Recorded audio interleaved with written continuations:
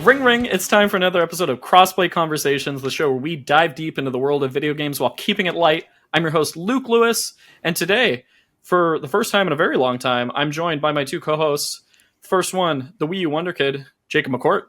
Hello, I've been to Super Mario World, and I'm drinking a lovely beverage out of a mushroom. Let's go. Look at that. Sorry, excuse me. Let's-a go. Let's go. As it's, for audio listeners, it is like hanging from a lanyard situation. You have the mushroom. There's a straw extended. It's very cute. Staying hydrated. We love to see it in these hot summer months. We also have our third co-host, the newly engaged sneaker savant, Joseph Hooper. That's me. I'm here. I am drinking out of my custom Flora mug here. Oh my god, that's a cute receptacle. It's a very cute mug. I'll also show you guys quickly.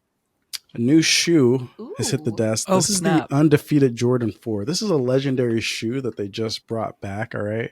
This was a very rare sneaker. Now everybody has it, but it's very nice. You got an olive green Jordan 4. Jordan 4 is one of my favorite Jordans now. But I am engaged. You're engaged. You're in your undefeated engaged era. That's nice. I like that. I'll use that. Coming back from Europe, engaged, very happy. Everything's great. Yeah. Amazing. Speaking of everything being great, rounding out the quartet, we have Claire Lewis, my wife. Whoa, my wife. We realized that because Claire was on last episode for listeners, and I realized immediately after the episode that I introduced her as Claire Helmberger still, because we've done some 200 odd podcasts at this point, and it's just muscle memory. But Claire Lewis, how about it? How you doing? Welcome to the show. Welcome back. Thank you. I'm super excited to be here. Yeah, super excited to be married. Mm-hmm. Just you wait, Joseph. You'll see. Can't wait. It's so different than being engaged. It's so, yeah. There is a mindset to it of it just feels very official and fun and nice. Honestly, I think the biggest change has just been talking about you to other people as my husband. Yes, and not, that is true. We have a term locked change. In. Fiance is a fun term too, even though I still don't know how to spell it, even though we were engaged for 2 years. Who knows? How many E's? I have a lot of E's. It's the dang French. Yeah, the French. But there's an accent in there somewwer, though. Anyway, I digress. Yes, you only have one E, so it's over that one. Got it. There's an accent aigu in the first I have a wife now. I don't need to... We don't need to worry about that anymore. That's Joseph's concern. We've moved on. Anywho, we got a great show for everybody today. We're chatting about Donkey Kong Bananza, which we've all been playing. We're going to chat about Switch 2 overall, because Claire and I were just so thoughtfully gifted a Switch 2 by the two folks on this call and their lovely partners and a huge group of friends. Surprised us as a wedding gift, which was amazing. We were just like, what? Still emotional about it. Still can't believe it. Still very excited. Anyway, so we're going to give our thoughts just about like the system as a whole, check in after 2 months now with it. And then if we have time in the back half, we have slew of indie games we've also been playing, so we'll catch up on some thoughts about those. But first off, let's start with our icebreaker. Today we're going to switch it up a little bit and just do a general housekeeping announcement, some good vibes. We've been teasing a lot of announcements coming this fall. We hit our 2-year anniversary of the show a couple weeks back. It's wild. I love doing the show with y'all. It's been a blast. But with that, we're expanding. We're doing some new, exciting things. And with that, we wanted to announce today that Claire is officially joining the show as a regular contributor. Yay. So for those that aren't aware, Lukewarm Games is coming to an end. It sounds very sad to say, but it's a good thing, honestly. Not to get into it, because we'll get into it on Lukewarm Games proper on our final couple episodes coming up here in the next few weeks. But essentially we were finding that it's very hard to produce two gaming podcasts that are like distinctly different from each other, play enough games, read enough about the news and things, and just stay on top of it enough to have enough things to talk about to make each podcast feel distinct. And we were finding that often the topics we were talking about on Crossplay were things that Claire would also love to discuss and be involved in. And so she's going to be a regular part of the show, and maybe not on every episode, but if there's something that is Claire specific and you're excited to talk about, you'll definitely be involved. So super excited to have you. Yeah, me too. I'm so excited. Thank you for having me join y'all. It's a super big privilege and honor. Amazing. So does that mean you're going to have to give us like Subnautica 2 lawsuit updates on most podcasts now? We can either do one big one or just every single day I'll come and I'll be like, here's what happened this week. Because oh my lawsuit God. watch. I was going to say, I think a lot of our listeners are familiar with you because you've been on the show a bunch over the last couple years, but give us your quick elevator pitch of like, what are your favorite types of games? What do you enjoy chatting about? What's your gaming shtick, generally speaking? Yeah, so lately I've been really gravitating towards indie games with the cozy bend. And I do like survival crafting games. I love a good crafty, so you'll be talking about Subnautica, which is my favorite. In terms of AAA things, I think it's a little bit more limited to like your Skyrims. And that kind of like open world exploration game, but I love me a Nintendo game, so I'm super excited for today. And yeah, I mean, I've been on a bit of a gaming break this year so far, but I do tend towards the kinds of games that are just a little more offbeat, I think. Yeah. I think that the lovely part about having you, in addition to we like you a whole lot, is that you fill some gaps that we do not, like cozy games, survival games like Subnautica. Like we don't do that. So I think we're really all thankful to have you. Oh, thank you. Yeah, it's gonna be awesome. And speaking of content that Claire's going to be involved in the next couple of weeks, our next episode will be our annual PAX West extravaganza. Still determining exactly where that will be recorded, but we will be all getting together with the crew of friends to chat about games that we're playing at the show. So super excited about that one, so stay tuned. But enough housekeeping. I think we should get right into it. But first, Mr. McCord. Can I just housekeep really fast and say Please if you're going to be at PAX West on Friday at 8 o'clock, some of these folks, including Luke and Joseph, are going to be on the 6th ever video game trivia panel. We've got a solid group of people that are going to be on that, including y'all, Jared Lugo, Jenna Stieber, Jenny Wyndham, and so come by. I think it's the Firebird, and if you can't make it, it's going to be recorded and it'll be available probably 2 weeks after PAX. Hell yeah! Come the play professors the are back. The professors are back. Yeah. Wild to hear 6th panel. Like we've been to all of them, so that makes sense. But like that's crazy. Yeah, I'm super excited. Me too. Joseph and I are going to do our best. At the very least, we'll be entertaining. I can't promise wins, but we'll bring. Don't worry. Okay. I already have the question list. I got it off of Jacob's hard drive. Can you send that to me after? You weren't supposed to tell people that I gave it to you, man. Yeah, sorry. Well, I actually wrote the final question. Actually, okay. Why don't you tell me about it? What is it? You can't spoil it for the what for color the other people. is Mario's hat? Oh shit! In Mario 2 on. What system was that? NES? Was that an NES game? Is it red? Or no, Super Nintendo game? Is that the Yeah, answer? it's red. We'll you guys win. There's So like again, a that'll be in the rare Summit edition. building. In fairness, Yes. Jacob, you've never told me the buzzer beater question, even if I wasn't on the panel. You keep that shit I don't have it this time. locked down. Last time I had it locked in like a week after the last one. I don't have one yet, but I'm sure it'll come to me. The last panel, it was about Henry Hatsworth. So imagine we'll have something similarly Love obscure. that energy. If there's anything I've learned, it's never wager on those. And you final can't questions, 'cause what the prepare. hell? You can't study for this. Nope. Like we've been, in a sense, studying our whole lives. I am curious to Jacob, though, and we can chat about this after we do the panel, how many questions you'll have that involve games that you know Joseph and I passionately like. Or if you specifically avoid games that we both passionately like just for fairness. So I'm curious. I don't really give it that much thought. If Okay, if good. That's good. Yeah. That's what we want. Yeah. Don't think about it more. And it kind of forget spills that I out of said me that. in an evening. Like 80% of it just comes out. Like I sit for 3 hours and 80% of it comes out, and then there's just 20% tweaking in the week before PAX. Well, and you love to have like a through line theme. Well, there'll be like a bit or a genre or a franchise that comes back in different ways, which I always appreciate. I mean, I did watch a documentary last night about The Biggest Loser, and there is a Biggest Loser game on Wii, so maybe there'll be a way to bring that in. Okay.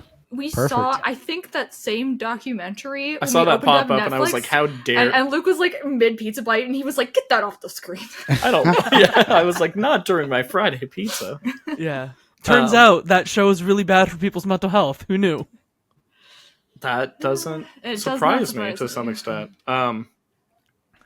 Speaking of things that are not bad for our mental health, you all want to talk about Donkey Kong Bananza? Let's do it. Jacob, I want to start with you. Just coming out of Nintendo World, you beat the game this morning as of this I recording, sure did. I believe? I beat it maybe 2 hours ago, yes. Wow. Give a quick synopsis. What the heck is Donkey Kong Bonanza? And then overall, how do you feel about this darn game? Yeah, so Donkey Kong Bonanza is the latest game from the Mario Odyssey team. So it is a package of Nintendo joy wrapped around a monkey man and a teen girl. Weird. Because they should be friends. That makes sense. But carry on. Totally. And this game is really focused on destruction. So anything that you can go and see, you can punch and most of the time destroy, which leads to a ton of fun experiences.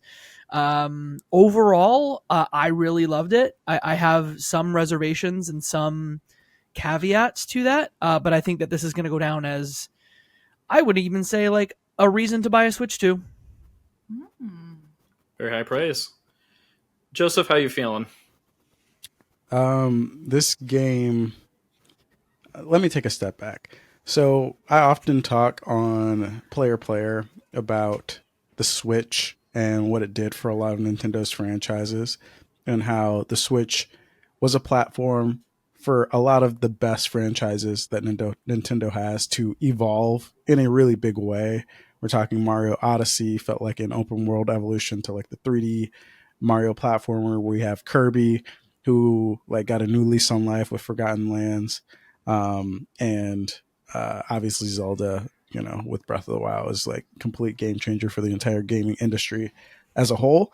They did the same thing with Donkey Kong here. Like, it feels like Donkey Kong it means something different now. I think the game is very fun.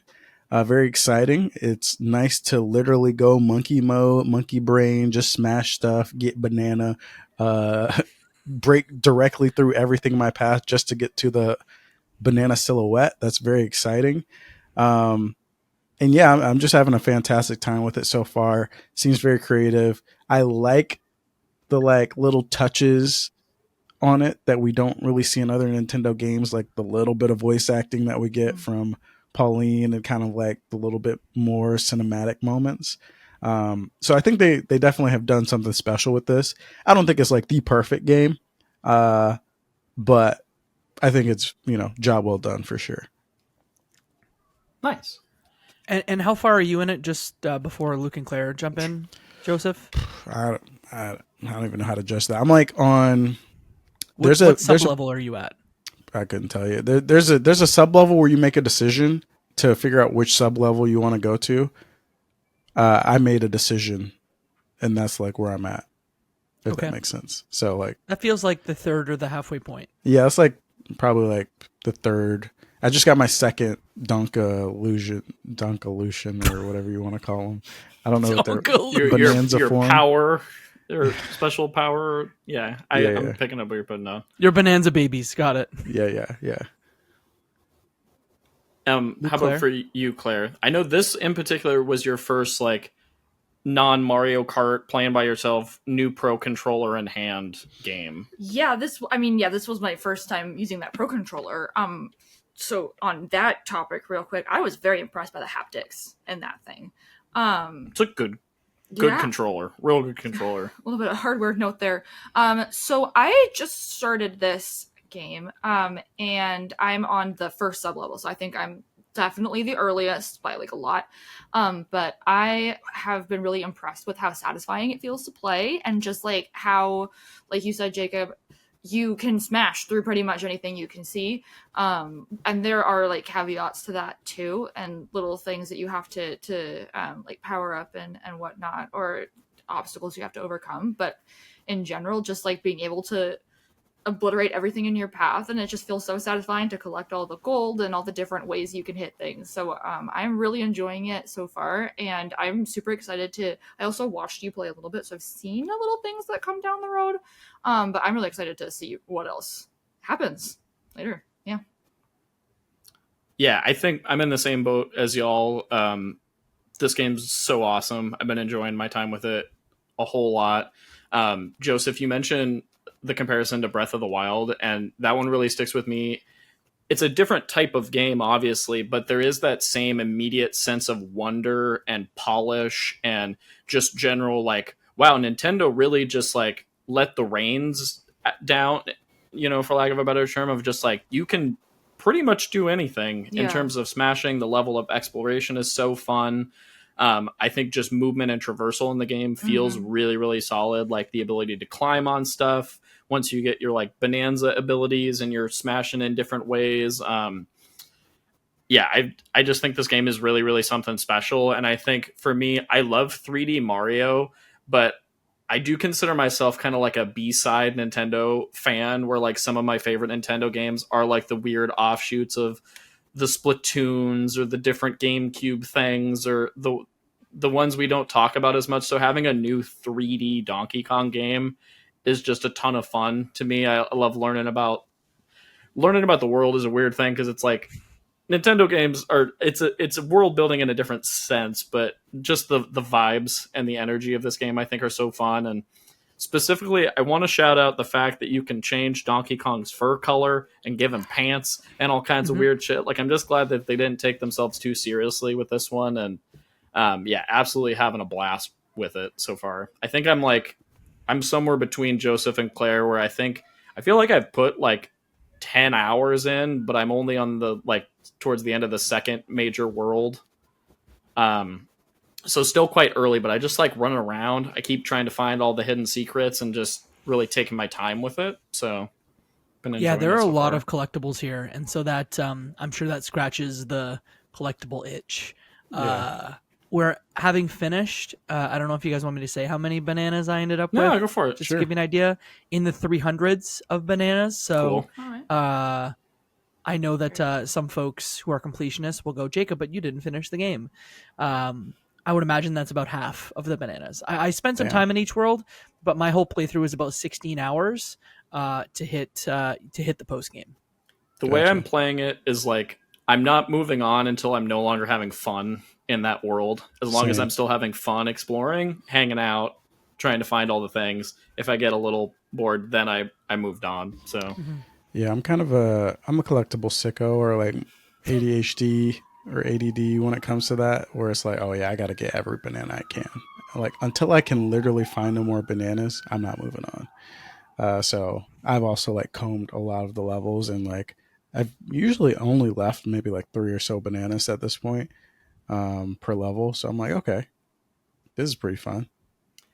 And I do like the fact that sometimes in platformers, I find that there's too many types of like currency or things you're collecting. But I feel like in this game, each one has a distinct purpose, where it's like you're finding the fossils. Those are like distinctly cool. You're finding the bananas, which contribute to like the narrative and unlocking things. Then you're finding, I forget what the other currency is, but the one you use to buy like costumes and unlock those are fossils. And then there's also the little like banana chips. Yeah, that's what I'm thinking. The chips. Chips. They all serve a different purpose, and you're finding them in different ways, and I think that's a lot of fun. And I'll also never get tired of just like burrowing down to the core of a world and then like paying off and revealing something or finding a chest. It's like the dopamine drip on this game is real good. It's good. It's good. I will say, I will disagree a little bit. One too many currencies. I don't love that you can buy bananas at the chip exchange, because I feel like, well, I have so many chips. I could literally buy. I think you can only buy a certain number, right? Or is that not true? I think it's like certain number per world is what I was finding. Okay, but because I think in the first world, I want to say I bought like say 5. But do those bananas add up to your total, like all the bananas you find? in the world? I or think no? so, but I haven't looked at the actual, because they do a great job of tracking like Odyssey, of like, here are Mhm. all the bananas Yeah. that you can end up getting, but I Yeah. don't know how those purchased ones end up showing up in the list. I don't Yeah. think it's like the purchased ones negate you finding other ones out in the world. I think it's Yeah. like an You're right. additional. I think so. I feel like I That's- remember in Odyssey it being a thing of that showed you that list of all the different banana or moons you could collect, and there were some of them where like you actually had to buy This this at is the the shop That's one the Yeah. shop or whatever. one. Yeah. So you Yeah, have I to need be to- able to save up for that. I need to clarify that, because if the purchase ones do add to the total tally of like the list of bananas, I'm like, okay, that's cool. But if I can just buy unlimited bananas and therefore kind of like max out my skill points without actually Yeah, finding the that's bananas, fair. I'm like, man, I don't love that. But overall, it's like a very, very small gripe. I do Yeah. love in the menu the stats that they have of like, Very this cool. is how many meters you punched through Yeah, grass that's and fun. dirt and all that Yeah. stuff. Like, that's also fun. The map is also so good. Yeah. Yes.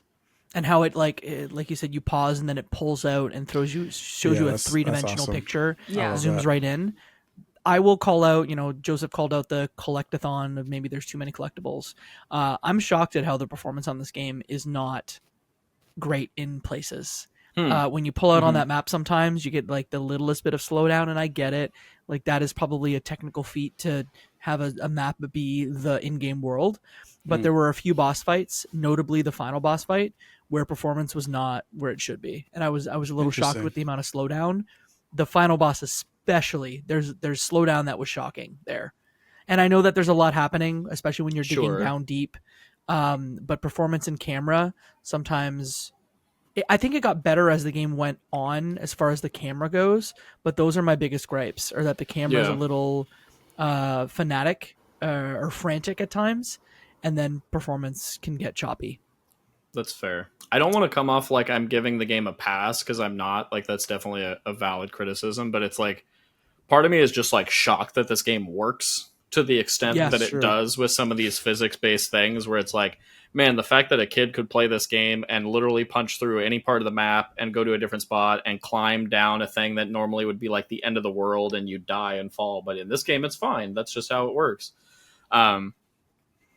But yeah, that's interesting. I feel like based on what I've played, I've seen a little bit of those performance issues, but I've also just been, I think there's a sense of like, man, Nintendo's finally in 4K. Isn't that great?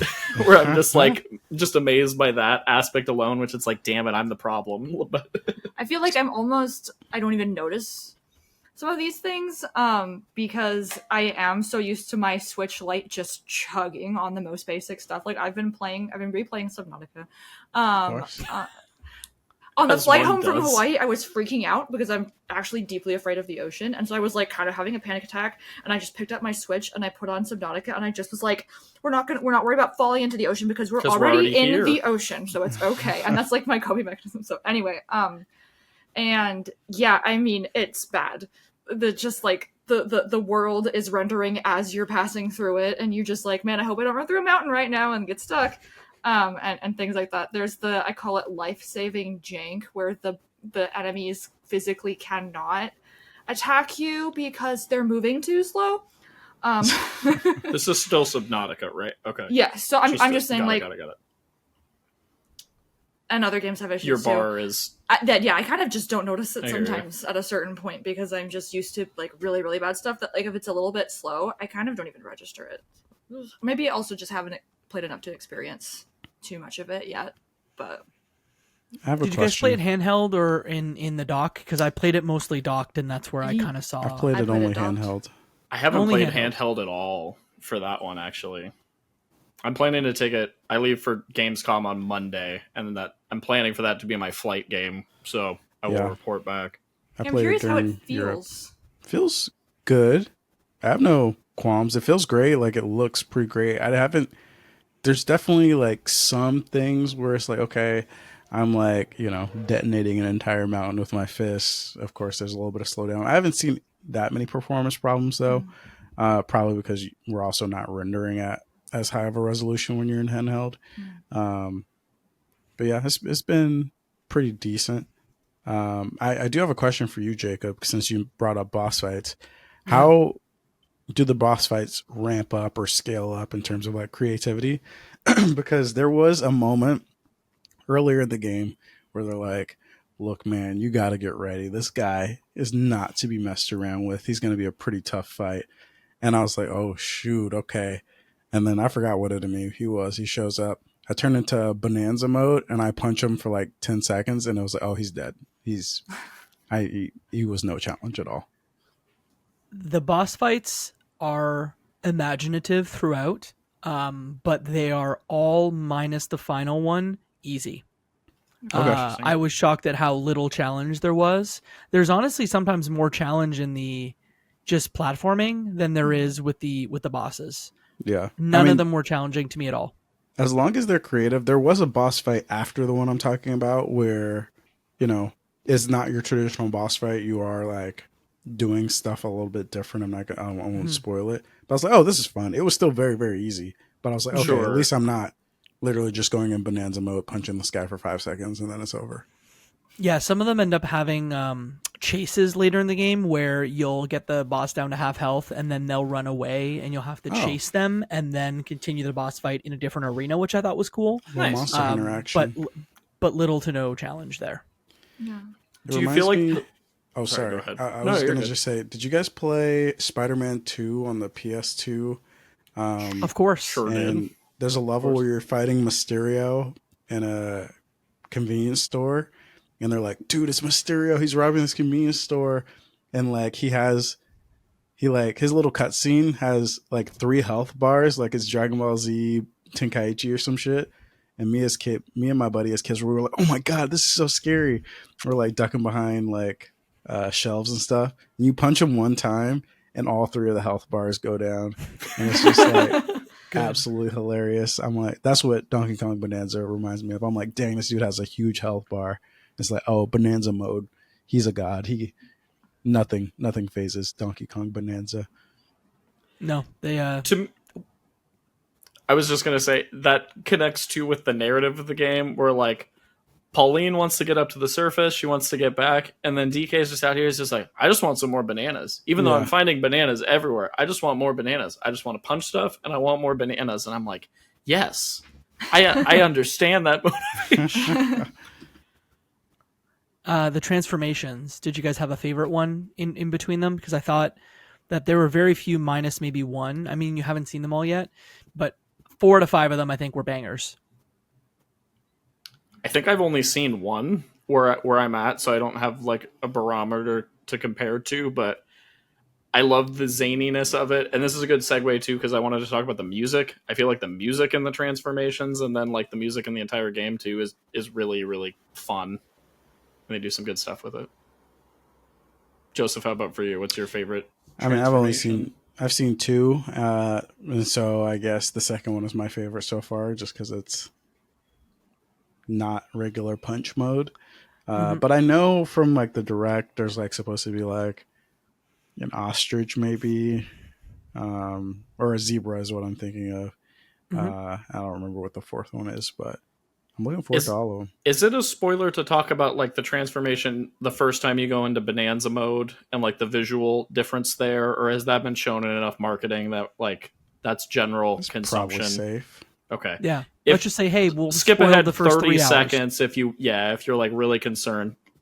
That's it. I don't really think this is the type of game where it's like, oh my God, spoilers. Like we're not going to talk about story specifics, but can we just have a good laugh about the fact that when the Donkey Kong goes into Bonanza mode, he just bears it all and his butt is just out. And it's just the most hilarious thing. It's just like, that's such a funny thing to me that's what they went with like the core mechanic of the game. They're like, nah, naked butt, let's go. Some would say that's booty cheeks if you were Joseph, right? It is booty cheeks. But like the first time that happened, I was like, no fucking way. Usually when you're like, yeah, that's cheeks, that's bad. But this cheeks good. Cheeks good. Cheeks good. Yeah, I was watching you there at transformation. I was just like, damn. Anyway, I just had to address that. I was like, I was just like, Nintendo, you did it. You're out there.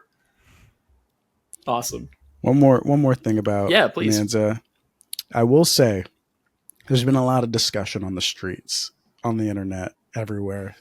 This is the definitive you know, platformer Nintendo experience over Mario Odyssey. This is like taking the crown. I haven't beaten the game, so I'll come back. But so far, I don't know. I don't know if I believe that.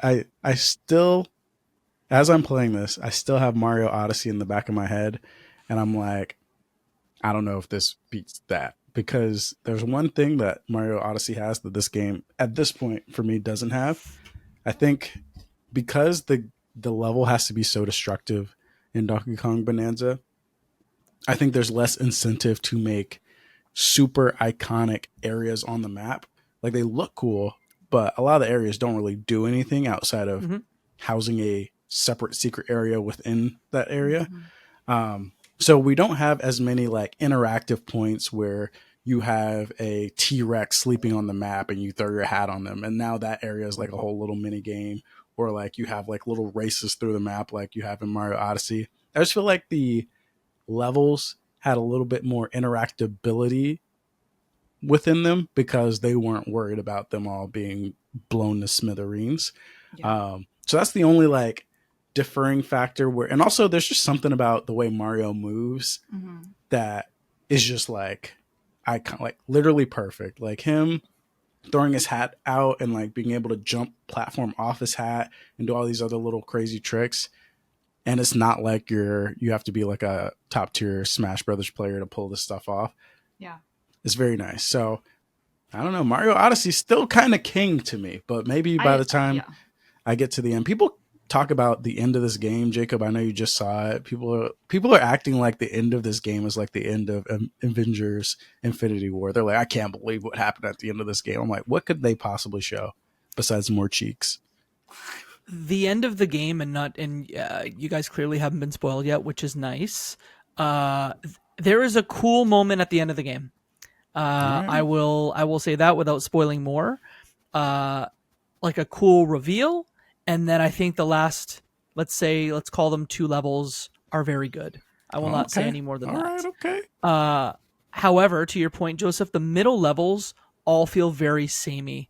Everything just has that crystal sheen to it, and it's like, cool, purple sheen. This level is the brown sheen. And then we get like more bespoke, like this is a level you would have seen, like sort of the islandy level at the near the top of the game. There's a couple more like that lower down that just feel really almost Odyssey iconic. But I would like, having finished this game, and look, I haven't done any of the post game stuff because there is a little bit of post game that you can jump into. I would put this at the top of like tier B Nintendo platformers. Think like Kirby Forgotten Lands. Like I'd put it above that one. I think it's better than Sunshine. You can fight me on that, but it's not a hot take. That's a lukewarm take, I guess. But no, I would put Odyssey, and arguably I might even put Galaxy over this one. But right after that, you get Bonanza, and this is a great game. I see most people putting it 8, 8, 5, 9. I think that's the right place. Maybe performance will get better if they patch it later, but it's a combination of like performance, bosses being a little easy, middle levels feeling samey, but it's got that beautiful Nintendo charm that you're used to. This is all interesting. I feel the need to weigh in on this Odyssey versus DK debate. I think for me, thus far, I enjoy running around the open world and discovering secrets in Donkey Kong more than I did in Odyssey. But I do think Odyssey, like the high moments of Odyssey, are higher than Donkey Kong. And that's not a disservice to Donkey Kong, because I think that might change for you too. Because I feel like the moment to moment, I like Donkey Kong more, because I think I just gravitate towards that, like, the sense of freedom, the physics. I'm a sucker for a good physics-based thing, and this game's doing a lot with that. And like I said, my B-side Nintendo kind of leaning stance puts me in that place. But that's very interesting. But yeah, I would put this as like, I want to hear all of your thoughts, and then I want to circle back to, I think the important question we need to answer that we haven't touched on is this such a definitive game that you need to go buy a Switch 2? Because of this game. So we'll put a pin in that. We'll circle back to that. But Jacob? Yeah, I guess just one thought, having finished both Odyssey and Bonanza, Slight spoilers, not slight. I'm going to spoil Odyssey. It is a 9-year-old game at this point. I think it's fair. There is nothing in Bonanza that's better than New Donk City or the end of Odyssey. However, the moment that you alluded to, the Avengers-esque moment that people are freaking out about, is probably right after that as far as moments in the two games. Okay. Very cool. Yeah, get ready. For me, I feel like Odyssey has such, like, complex is maybe the wrong word, but the platforming is like, and the level of detail, it just feels like really sophisticated to the point where you have to execute these things in order to get those. And it's not for every, like, it's still accessible. It's not for every moon that you need to do these things, but you find there's just so many different Easter eggs that you find in such creative different ways by looking at all these different corners. Yeah. Beyond just smashing through 100% a wall. agree. Yeah. Yep. Building on that too, I guess, Jacob, since once again you finished the full game, do you feel like the platforming elevates to a point where, like we're saying in Mario Odyssey, like you have the hat ability, you're throwing it, you're jumping off of it, you're doing these wall maneuvers, like you're doing all this like complex movement. I feel like by the end, especially if you're trying to find all the extra moons and stuff, thus far, I don't feel like Donkey Kong gets to that level of like necessary precision. Do you feel like that changes throughout the game? Or is it kind of a consistent, like, in terms of platforming difficulty?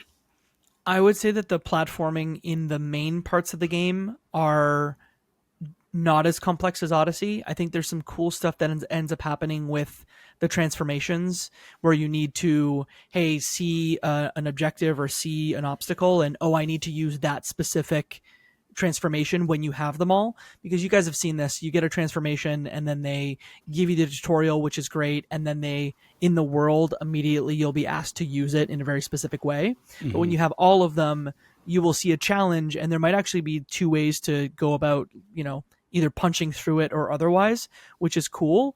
And then there's some interesting platforming elements. The turf surf, I think ends up coming in a lot later in the game.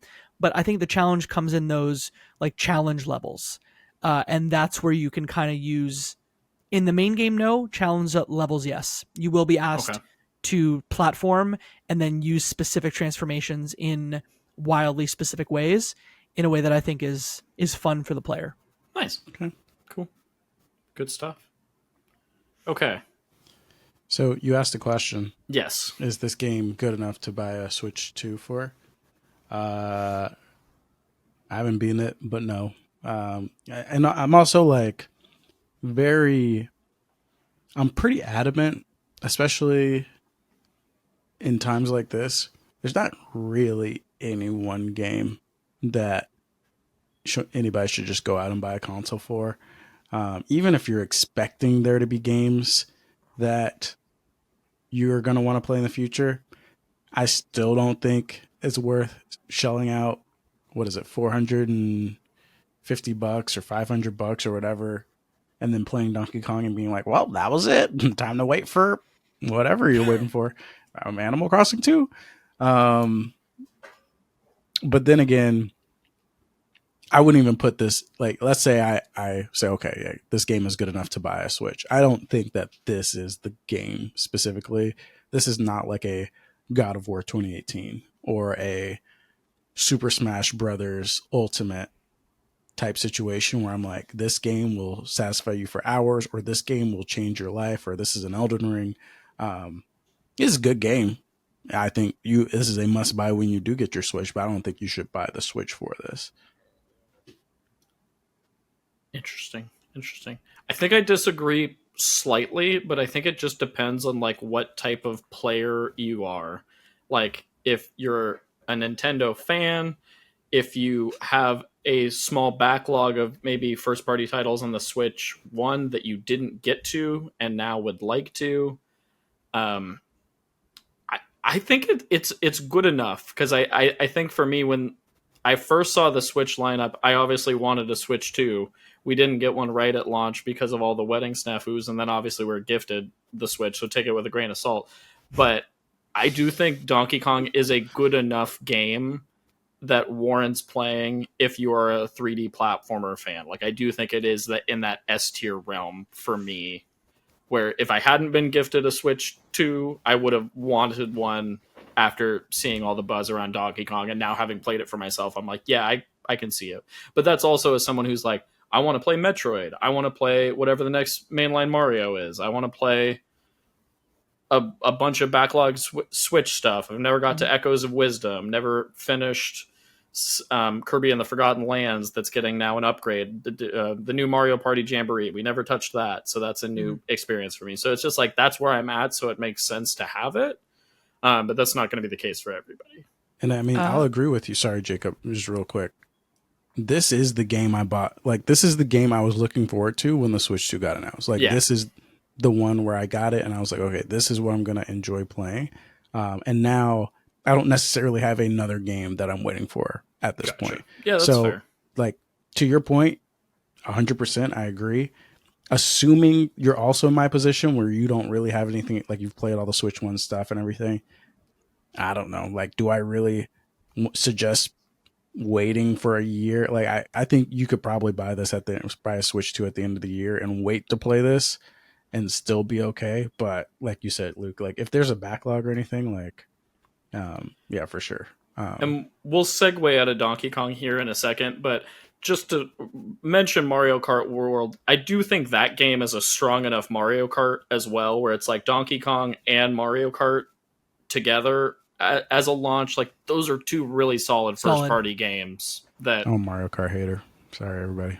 God damn. Okay, we'll get to that in a minute. Putting a pin in that. I think the one thing we haven't really talked about here is the fact that we live in this bizarro world now where consoles don't get cheaper.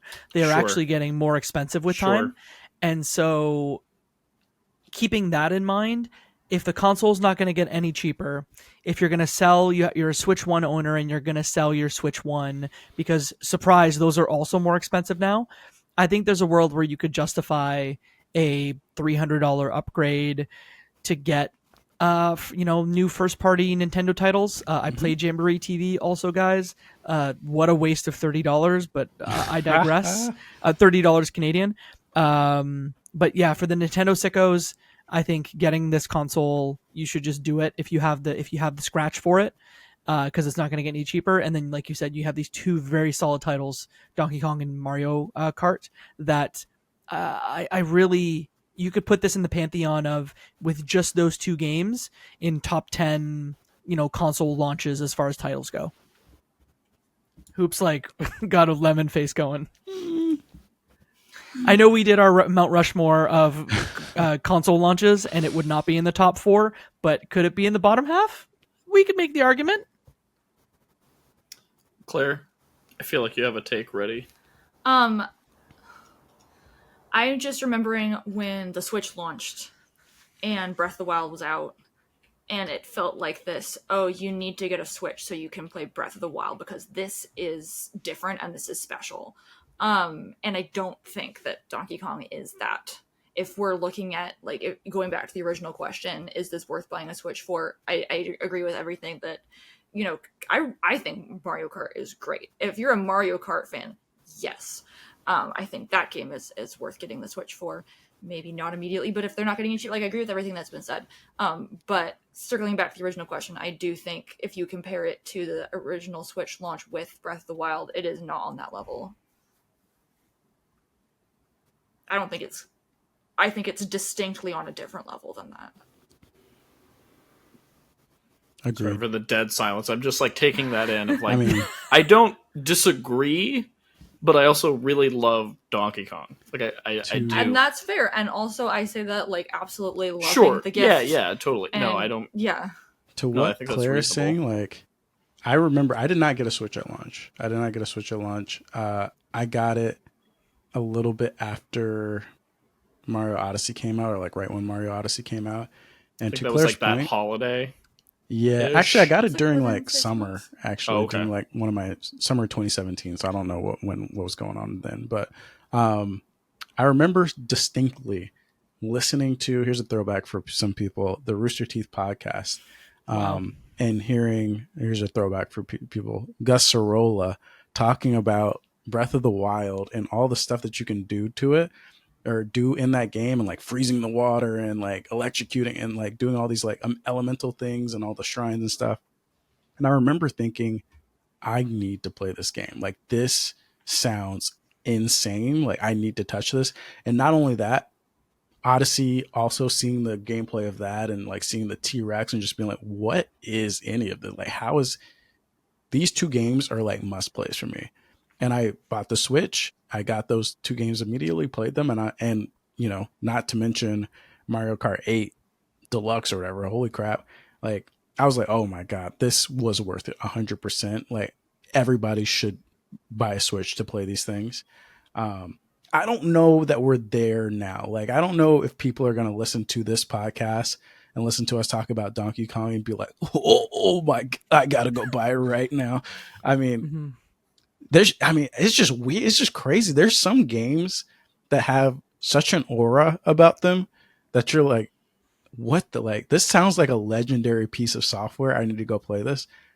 I don't know necessarily that any of these games are that yet on the Switch 2. Maybe Metroid 4 will be, or maybe the combination of people talking about Mario Kart and Donkey Kong, or people like, oh, I got to buy a Switch today. But yeah, there's just something about that Switch 1 launch with Breath of the Wild and Odyssey that was like unmatched. I think this is a good segue into just our general thoughts on where the Switch 2 is at. But building off of what you're saying, Joseph, I feel like I was such a fan of the Switch 1 that now having the Switch 2, I'm just excited for the future of this hardware, because there's so many things about the form factor, and like we talked about, the Pro Controller, the 4K support, the things that I've wanted from Nintendo for a long time that now they're finally doing, that I'm excited for, like the Tears of the Kingdom on Switch 2 that's native 4K and has those functions. So yeah, I really love the Switch 2, but to your point, I get what you're saying of like, it's in an interesting place where it isn't this like must buy system, but I think for the fans that it is a must buy system for, I think it's quite solid. It's kind of how I feel about it. It was nice to travel, having just taken my Switch 2 on the road for the first time, to travel with something that is much smaller than a Steam Deck and can essentially do this. Like, look, you're not going to have every single title that you would on Steam, but to have access to a lot of titles, including Nintendo first party, in a form factor that's way smaller with a screen that's nice. Those Joy-Cons are sick. It's a cool piece of hardware. It's just, in this, we are not in 2017 with respect to handhelds. Everyone and their grandma has a handheld. We have more handhelds hitting. The Roger Ally Xbox edition is coming soon, so you'll be able to arguably get all your Xbox stuff like in an Xbox handheld too. So I don't know.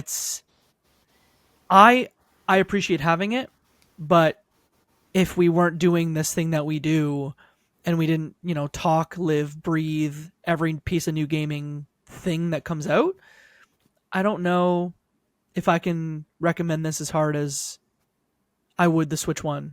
I know we've kind of said that, but this is like for the sickos at this point, despite selling 7-8 bajillion units in the first 60 days.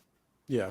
I mean, this is like an upgrade, right? Like, that's ultimately what it is. I will say, I have a gripe with Nintendo. I have a bone to pick with Nintendo, because I do think that this rollout of the Switch 2 has been a little bit, I don't know what the right word is, but it kind of feels like they're not really trying that hard, or like whatever plan that they're planning, like maybe it's working monetarily, but from just like a Nintendo standpoint, it almost feels very un-Nintendo like. Like the rollout of the games, like I'm not feeling that creativity tied to the hardware like we saw with Switch 1. Like, sure, like a lot of the launch titles for the Switch are not going to be all timers. Like, nobody's going to be talking about 1-2 Switch. Nobody's talking about it now, right? So nobody's talking about ARMS really anymore. But it was very exciting to see Nintendo do the Nintendo thing and be like, hey, we're trying weird stuff, and these are the reasons to try out the new hardware.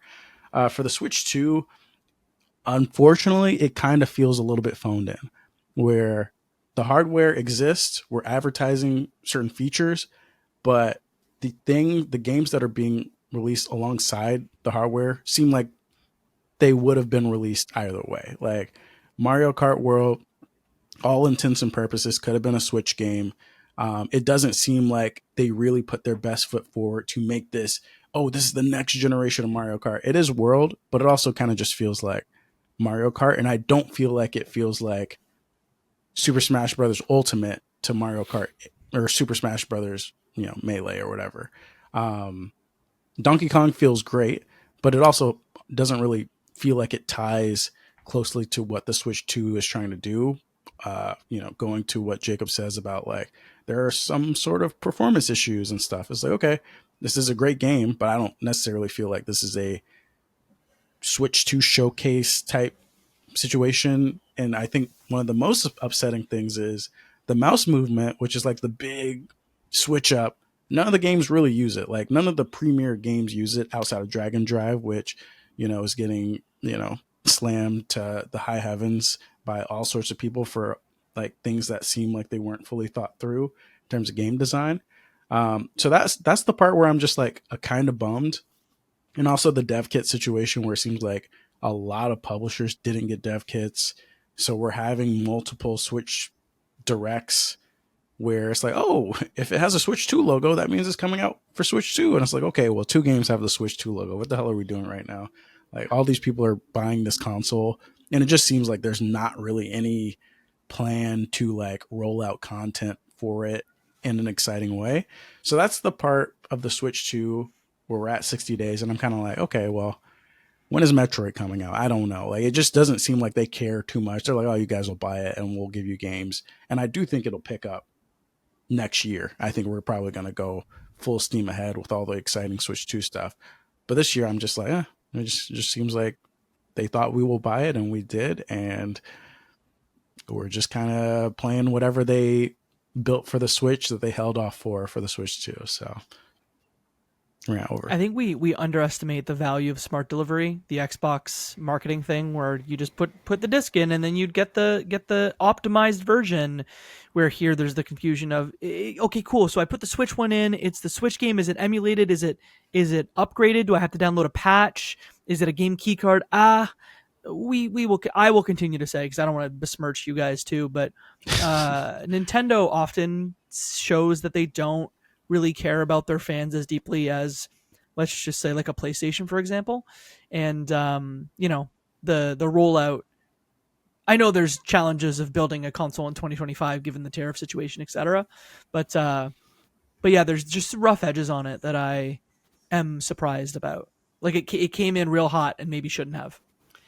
Can I ask a Switch 2 owner logistical question as a new owner? And some if listeners it's a game might be key card wondering, question, Joseph and I tried and we can't answer that. Okay, that's what I was going to ask, because I don't understand it. Sometimes it's like, activate the key card, or like the other day, Claire's brother Dane was over and I booted up Mario Kart Superstars, which I owned digitally on the Switch. So then I went to my library and whatnot, re-downloaded that, and it did the thing where it inserted the key card. But not every game does the little animation where it inserts a key card. So I'm like, what is this pulling from?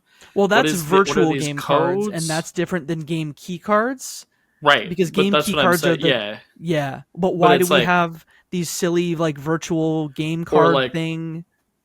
To that point, I bought because I'm a sicko, and of course I bought the 4K upgrade situation for both of the Zelda games, which only was like $10, I think, or something like that. It wasn't expensive, which I was pleased by. But that was a weird situation too, where it's like when I go to the store, it shows that I don't own the game, but it shows that I own the upgrade pack that makes it that game. You know what I mean? Like it says I can purchase the $70 Switch 2 version of Breath of the Wild.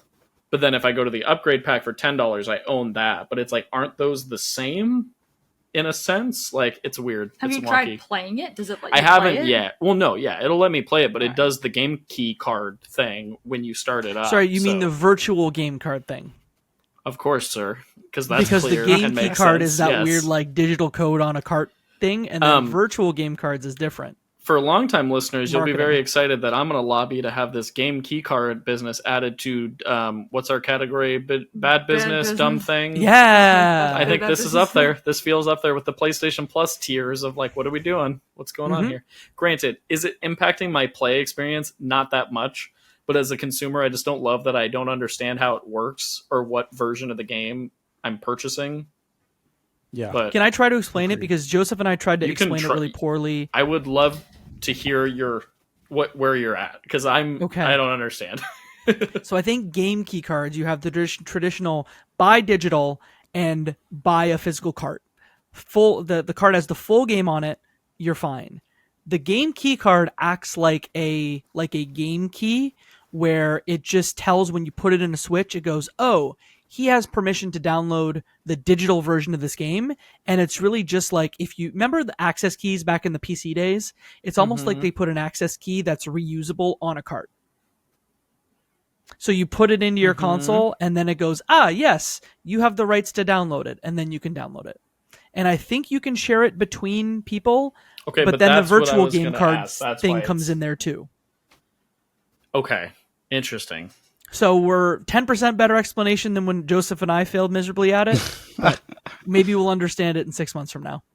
Okay. I'm not mad about it. Don't buy game key cards. That's your bad business tip for today. Is that a thing? Are people selling the codes? Oh. No, sorry. They're carts. They're physical carts. But there's a movement online, and some retailers like VGP have in their marketing been like, hey, so we're gonna sell this game key card, but like nobody buys them, so here's a wet fart of a tweet announcement. So are they selling it for cheaper than it would be to buy the full game? Okay, that doesn't make sense then. What's the point? Okay, we don't. All right, know. so it is what I thought it is, but it still doesn't necessarily make sense. Okay, thank you for clarifying that. I appreciate that. I do briefly want to talk about Mario Kart, just because Claire and I haven't touched on it to a full extent. But I really like Knockout Tour mode. Yeah, I think that's a revolution, in my opinion, of like fun party game Mario Kart mode that just adds some fun incentive to the race, the interconnected racing of it all. I think it's very fun. Game feels real good. Have you played it online with some online sickos yet? They're real good. I have not, but I would like to. And that's a thing that I have never said or thought when playing Mario Kart. It's always just been a party game for me. But with that one, I'm like, this would be fun. This would be fun to jump in online and play it. So, also, I don't know if this is a hot take, but best Mario Kart music? Music's really good. In the series? Music's really great. Is that an unreasonable opinion? I mean, Double Dash has some iconic music. I mean, the series has incredible music, but every time I'm just like, man, this fucking harmonica cover right now goes so hard, and just stuff like that, where I'm just like, this is so weird and cool. I just like how all the different musical themes kind of sequence into each other and say each other what the game has a nice tracks. through line. Yeah, I feel like between all the themes and the tracks, I like the cohesiveness of it a lot. And did you roam at all? Because I think music a little bit. I've roamed. I've heard it's kind of an empty open world, baby's first open world. I still think it's fun. I think it's a novel experience in a Mario Kart to just go around. I'm obsessed with the costumes for all the different racers. I think that's ridiculous and fun, but still collecting them. Still haven't gotten all of them on my end. I still don't understand though why in the menus it's not just click on Mario, change his outfit. Why it's in like 18 separate different Marios, and then when we were playing with your brother and had the 3 split screen windows, it was like, oh wow, there's like 40 pages you tab through to find the racer you want. So that's a thing. But enjoy going online and then having a countdown timer thrown your way when you're like, oh, which character should I use so I can get new costumes? And then it times out, and then you end up with Birdo. Oh, because it just randomizes it if you don't pick that. Or it just picks whatever your cursor's on at that point. Got it. Yeah.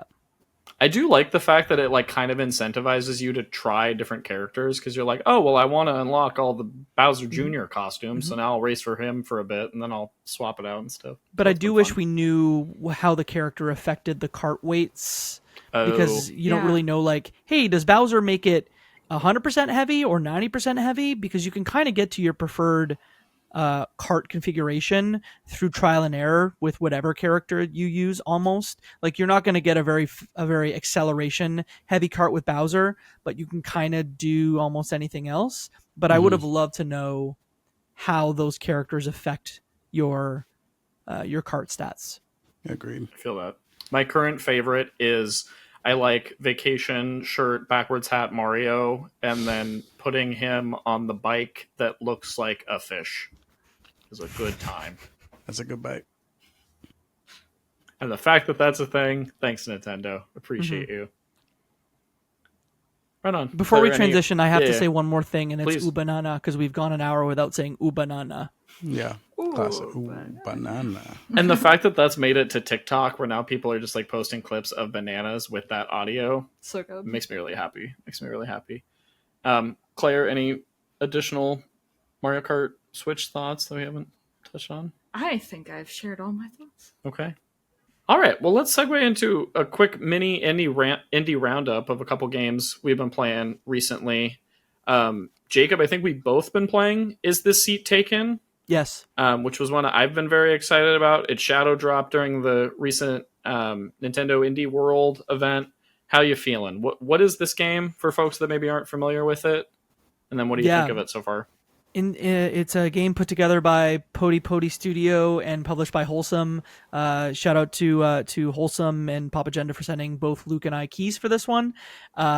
What's cool about it also is demo progression. If you played the Steam Next Best demo, carries into the main game, which we love.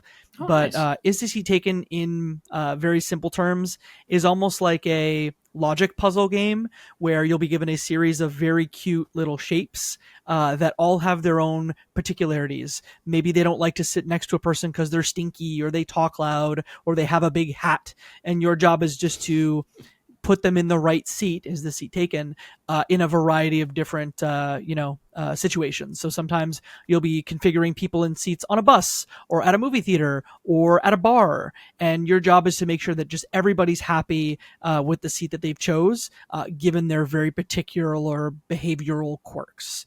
I was listening to Haley McLean talk about it a little bit, saying that this is a lot of what you'd experience on the LSAT, where it's these little back in the day with logic puzzles of like Jim sat next to Bob and Bob hates Victor and Victor will sit next to James, but only if Lily isn't there. Like that's 100% what Is This Seat Taken is, and I'm enjoying it. I think there's like 5 worlds in this one. It's about a 5-hour experience, and I've played it for maybe 2, and I'm enjoying my time with it. Yeah, I'm in a similar boat with it. I loved the Next Fest demo, so it was fun jumping into the full experience. But it's just a really like low stakes, but still mentally engaging puzzle game. I think it has a lot of fun character to it. All of the characters you're moving around have like specific names, which I find really endearing. Of it's like, oh, Victor wants to steal somebody's popcorn at the movie theater, so I got to make sure to sit him next to somebody that has popcorn, and then his little shape guy taking the popcorn. Like it's just really cute and nice vibes. It plays really well on Steam Deck for folks that want to play it there. I think my favorite level is there's a concert that you have to go to, which is a ton of fun. And like the characters, like, oh, some of them want to dance, some want to be next to the speaker, some want to be next to the bar. And then you get, like Jacob was saying, with the different scenarios and circumstances. But yeah, it's a ton of fun. I've been really enjoying it. I'm a kid. I want to be next to my mom, and but maybe I want to be next to another kid who's eating popcorn. And I hope there's not popcorn on my seat because I don't like dirty seats. And I guess there's more complexity even later. Yeah, it ramps up, because at first it's just like, I want to sit by the window on the bus, or I want to stand on the bus, but then it adds like intricacies to it in a not overwhelming way that's just like, oh, this is fun, new wrinkle, cool, and the pace is really nice, and the levels are really like snappy, so you're flying through them in a way that's very satisfying. My understanding is on mobile too, so it's PC, Steam, and then mobile. And so this would be a stellar. I think this would be a solid, because this is a great iPad game. Yeah, I've been playing mostly on Steam Deck, but when I play at my computer, it's fun to like physically drag the characters, so I could see it being a nice touchscreen experience too. Yeah, I hope they add this to Apple Arcade, because it really seems like you can get an Is This Seat Taken Plus, and it's $10 everywhere, so I think it's worth your time, attention, and money. Hell yeah, agreed. Jacob, you have one more game to talk about. What I sure is do. Birdigo? Am I saying that correctly? Vertigo is how I'd probably say that. Love it. We are now in a post-Balatro world where Birdigo is Balatro but birds and words. And so you very much get like a set of Scrabble tiles in front of you, and your job is to put together the best set of words to get the most amount of points. You also have feathers that will buff the word totals that you put together. But essentially, it is very much like Balatro, I guess I'll say it the right way, where you have sort of your word count and your multiplier, and your job is to make sure that those numbers continue to go up as you make your way along a set path. It's a little different than Balatro in where like Balatro progression is the same for every deck you end up using except in the challenge levels. Birdigo is very much here's a migration path for your bird, where the first one is 15 levels, the next one is 25 levels, and I think you have a total of 6 different migration paths that you take in order to fully beat the game. I've spent 3 hours on this one, and I'm really enjoying it. It's been a great little Steam Deck game at bedtime to play until I'm tired, maybe play it 10 minutes. We are in a very hot word game land right now between Birdigo and Wordplay that comes from Game Maker's Toolkit, which is also quite good. That one is like Boggle when it comes to like it's a 4x4 that you have to put words together to hit scores. We're feasting, y'all. And Birdigo only has 30 reviews on Steam, and that's criminal, even though it's been out for about 2 weeks now. Nice. And again, shout out disclosure to Game Team 6 for sending a code for this one too. Hell yeah. Love a good word game. I feel like it's been a minute since I had one, but yeah. Both of those are solid options. Nice. Bring that like crossword with a coffee energy would be good. Cool. All right, Elle. I think that brings us to a close. Been a great discussion as always. But until next time, we're setting our status 2 away. But before that, we have 4 things we're going to ask for you to do if you can for us. Subscribe to our YouTube channel to get the video version of the show. Give us a follow on BlueSky at Crossplay Convos to stay updated on what the heck we're doing. Send this podcast to a friend because that's how people hear about podcasts. And of course, give us a review on your podcasting platform of choice because it really, really, truly does help. And as always, y'all, it's hot indie summer. Party on.